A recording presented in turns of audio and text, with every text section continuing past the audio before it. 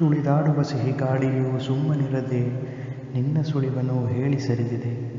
ಹಾಡು ಹಕ್ಕಿಯು ಹಾಯಾಗಿ ಹಾರದೆ ನಿನ್ನ ಹಾಡನೆ ಹಾಡಿ ಹೊರಟಿದೆ. ಚಿಗುರು ಎಲೆಯಲ್ಲಿ ಚಂದ ಸವಿಯದೆ ಚಿಕ್ಕ ಚಿಟ್ಟೆಯು ನಿನ್ನ ಹೆಸರ ಚೀರಿದೆ.